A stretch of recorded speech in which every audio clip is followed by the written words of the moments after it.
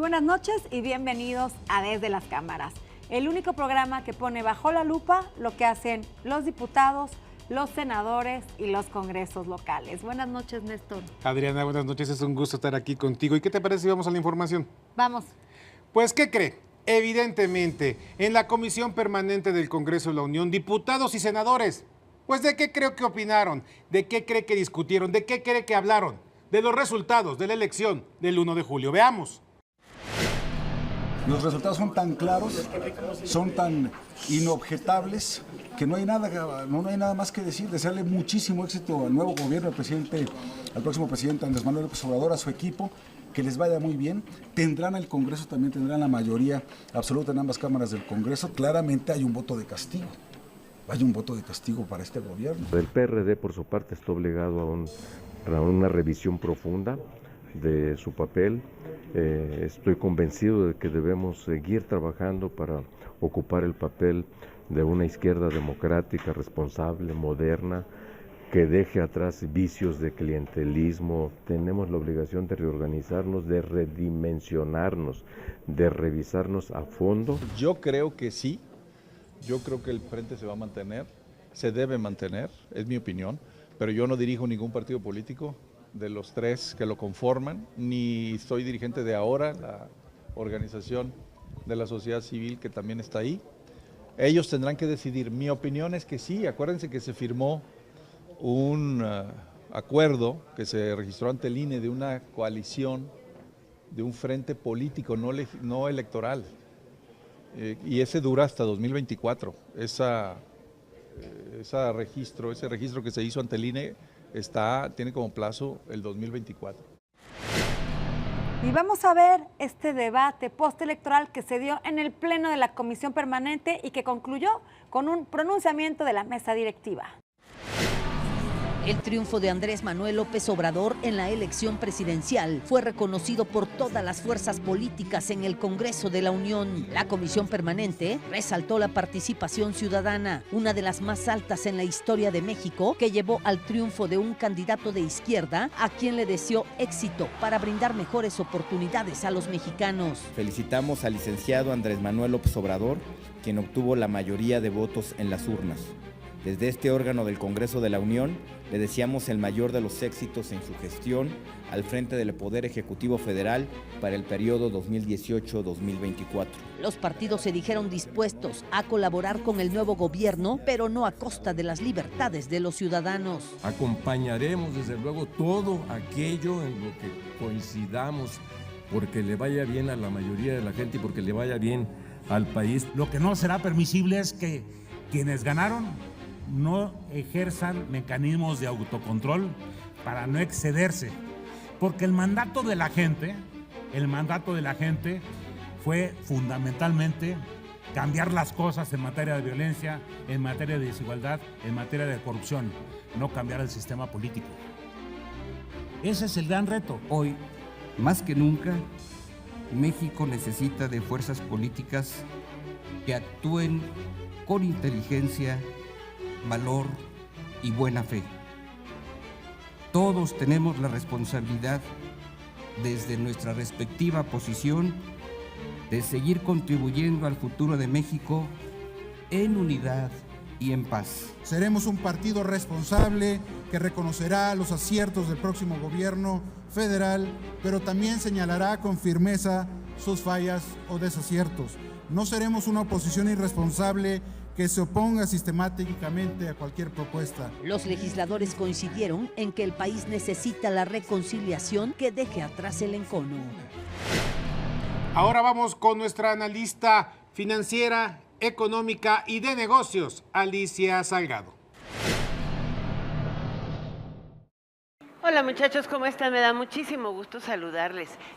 Bueno, una vez que ganó de manera contundente Andrés Manuel López Obrador en las elecciones para presidente de la República, parte de su equipo de transición, el económico, tuvo una conferencia telefónica a las 8 de la mañana el lunes pasado con inversionistas globales. Estaban representantes de fondos de inversión, acreedores, bancos, instituciones de seguros, sobre todo estas que administran grandes cantidades de dinero, de bancos centrales, porque tienen mucha deuda mexicana, en fin, todos aquellos que les llaman los stockholders, o sea, participantes clave de buen tamaño que tienen o que han comprado deuda mexicana, deuda gubernamental y evidentemente tienen mucho interés en saber qué va a pasar con la nueva administración y sobre todo cómo se va a comportar.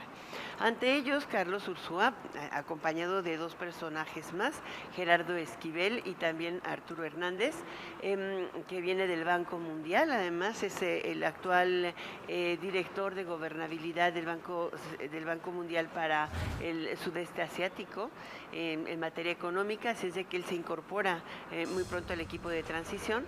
Bueno, después de presentarlos dijo que estaba por cumplir 4 objetivos básicos y que así se va a administrar la hacienda pública. 1, no se mueve la libertad cambiaria, esto es, el régimen flexible se mantiene, se respeta la autonomía del Banco Central, habrá un control estricto de las finanzas públicas con un cambio en el manejo para hacerlo más transparente y además eficiente en la estructura del gasto público, a fin de que se pueda ver el gasto en función del objetivo a lograr, o sea, a ver si lo logran, se ha intentado y ha sido muy difícil. Y finalmente también dijo que no había margen para subir impuestos, por ejemplo, pero hizo 2 comentarios que son muy relevantes. Uno, que ellos estarían pensando, aun cuando el equipo de transición formalmente se conforma hasta después del 7 de septiembre, cuando es calificada la elección y Andrés Manuel López Obrador pueda ser declarado presidente electo de los Estados Unidos mexicanos, se ha empezado a trabajar con la Secretaría de Hacienda, a invitación del propio presidente Peña, para que se incluya una parte de ellos en la negociación de medio término de la línea de crédito contingente, perdón, no contingente, de la línea de crédito flexible con el Fondo Monetario Internacional. Esta línea no es un compromiso de deuda, se toma en caso de necesidad por la volatilidad cambiaria, pero lo interesante es la señal que manda, porque implicaría someter o presentar a discusión del equipo económico del Fondo Monetario Internacional el esbozo o el proyecto de presupuesto integrado para el 2019 del equipo de Andrés Manuel López Obrador o del presidente electo. Creo que este sería uno de los elementos más interesantes de confianza para los mercados, pero el otro es que dijo que no estaban pensando en mantener un consejo fiscal independiente como se ha propuesto en el sector privado, pero que van a llevar una propuesta al Congreso, y es el transformar el actual Centro de Estudios de Política Pública, el Centro de Estudios de Finanzas Públicas, del que yo les he platicado muchísimas veces, que puede ser una buena llamada a misa, tienen buen trabajo, y lo que se intenta es que se transforme en una efectiva oficina de responsabilidad presupuestal, que sea esa oficina la que fije metas, la que establezca capacidades presupuestales en este país, que tenga autonomía y que evolucione hacia este sistema de pesos y contrapesos que requiere la Presidencia de la República y el Ejecutivo para no ejecutar discrecionalmente el gasto público y tampoco cobrar de más impuestos. Esta es una propuesta innovadora, fuerte, está sobre la mesa. ¿Y sabes cuándo la llevarían? Seguramente cuando se instale el Congreso. ¿Por qué? Porque la intención es que este cuerpo normativo, este cuerpo autónomo, entre en vigor y en operación justamente con la inauguración del nuevo gobierno. Así es de que proyecto de iniciativa tendremos pronto. ¿Cómo la ven? Interesante, ¿no? Gracias, Alicia. Y ahora vamos a ver la entrevista que nos preparó Víctor Sánchez Baños. A partir del 1 de septiembre entrará en funciones el nuevo Congreso de la Unión, el cual tendrá cuando menos una mayoría simple del partido Morena, el partido identificado con el presidente electo Andrés Manuel López Obrador. Pero ¿esto qué implicaciones tiene para la actual legislatura que terminará precisamente el 30 de agosto? Vamos a platicar de ello con el senador Jesús Casillas. Bueno, primero decir que muy respetuosos de los nuevos legisladores, las nuevas legisladoras, seguramente ellos habrán definir sus agendas legislativas previo a tomar protesta como nuevos legisladores, pero considero que un tema apremiante, un tema que en estas 2 legislaturas no logramos los consensos necesarios. Yo creo que hubo grandes avances en materia de reformas prácticamente en todos los temas de interés nacional, pero hubo una que nos quedó pendiente y tiene que ver con el mando único, que es reformas en materia de seguridad. Yo creo que esa le quedamos a deber a los ciudadanos, y hoy que viene una nueva legislatura con una mayoría, muy bien consolidada, con un presidente que va a tener el respaldo de bancadas tanto en senadores como de diputados que por sí solos pueden realizar reformas legales sin necesidad de tener que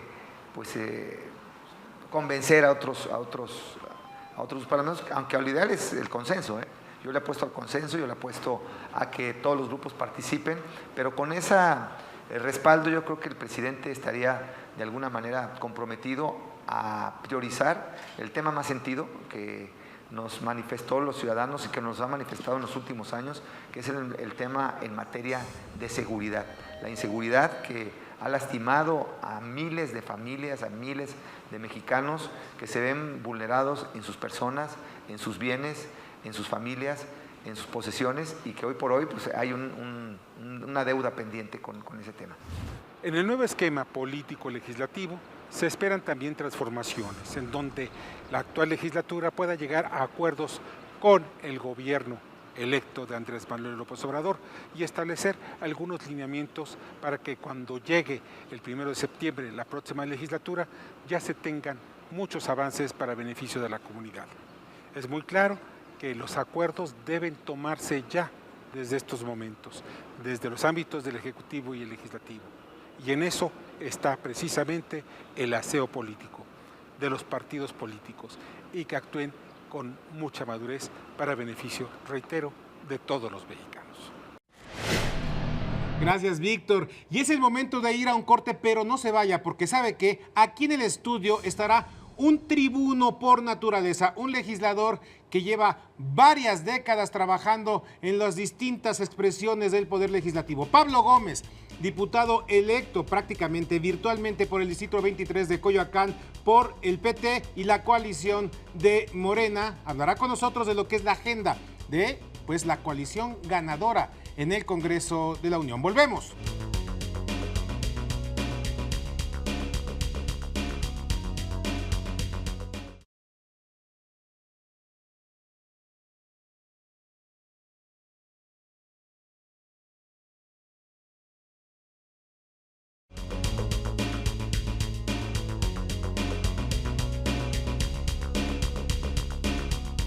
Gracias por permanecer con nosotros. Ya venimos de un corte y esta noche nos acompaña aquí en el estudio de Desde las Cámaras el próximo diputado federal Pablo Gómez.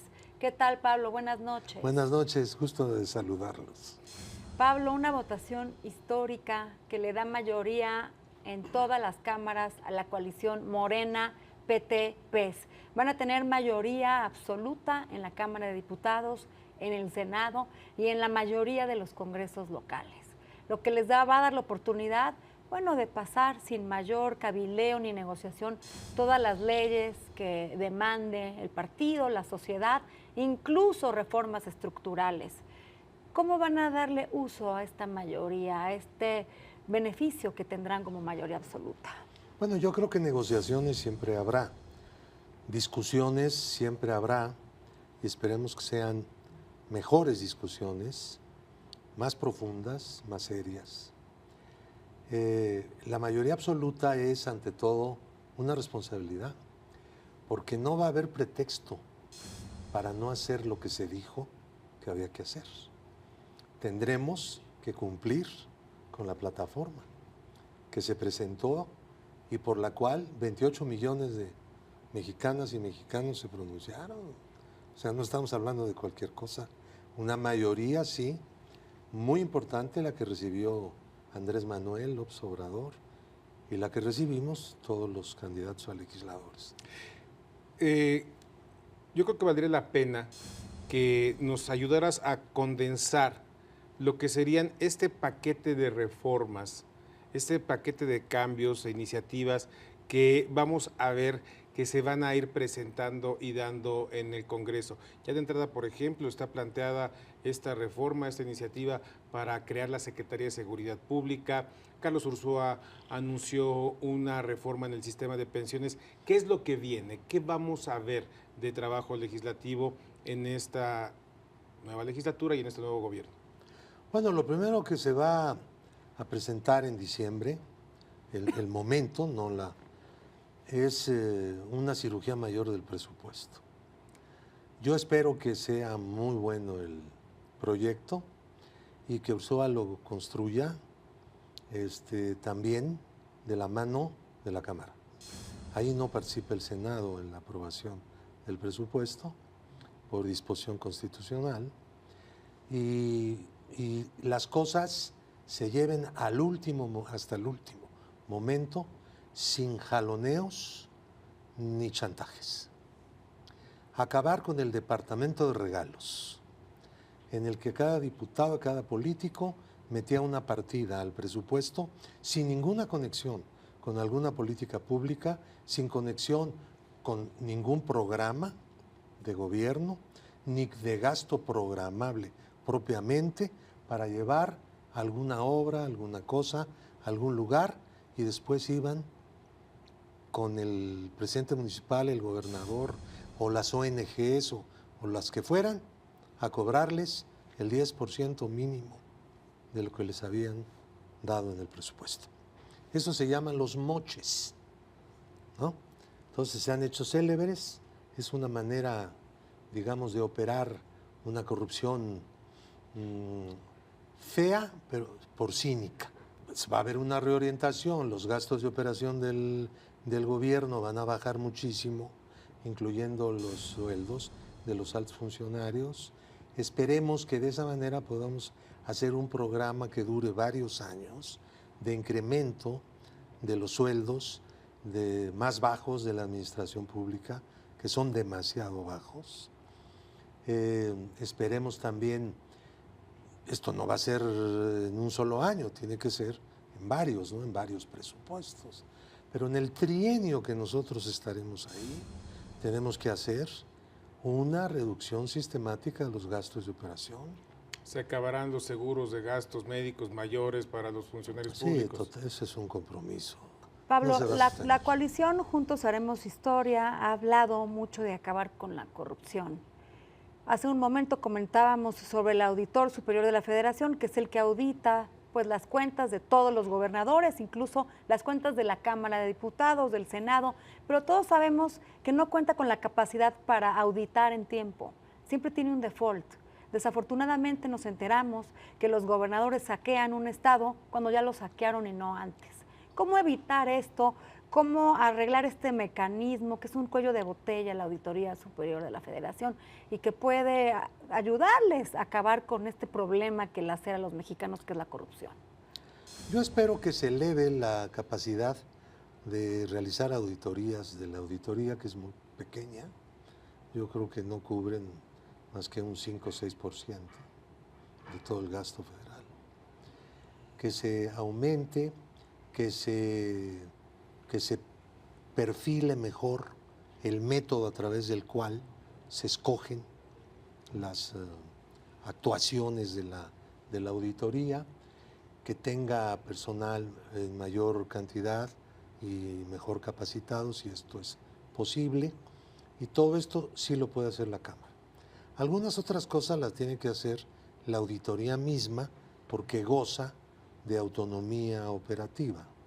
Y yo creo que la Cámara debe respetar esa autonomía operativa, exigiéndole naturalmente al auditor los resultados que todos esperamos.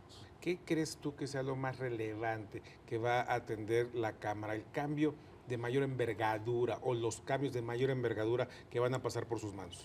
La administración, como ya dije, el presupuesto, la política salarial. No es aceptable que los salarios puedan reducirse en términos reales de un año para otro. O sea, tiene que haber una disposición pues, rigurosamente respetada de que en algo pero los salarios siempre tendrán que ser mayores que en el año anterior, por ejemplo. Pero no solo eso, sino también modificar la manera como se toman las decisiones en este sentido, ¿no? Olvidarnos de los topes salariales. Eso ha sido una política económica muy lesiva para los trabajadores. Hemos perdido en salarios muchísimo y nuestro país es uno de los más desiguales del mundo. Este sexenio modificó varias reformas estructurales. La mayoría son benéficas para el país. Algunas tendrán defectos, pueden hacerse mejoras, pero se ha dicho que algunas, como la educativa, la energética, las van a echar para atrás. La reforma educativa tiene cosas positivas, como el nuevo modelo educativo, la energética también. ¿Cómo van a actuar en el Congreso? Luego me dices cuál es el nuevo modelo educativo, porque yo todavía no me entero de cuál es ese. No tengo manera de enterarme, porque no hay nada que hable de eso. Miren, la escuela mexicana es pobre o paupérrima. ¿Por qué? ¿Por qué hay diferencia entre las escuelas pobres y las paupérrimas? Pues sale del presupuesto, ¿no? El financiamiento de la escuela pública. Deberían tener igual financiamiento, no importa que estén en el lugar más alejado del país. Todos deben tener como escuelas el mismo derecho.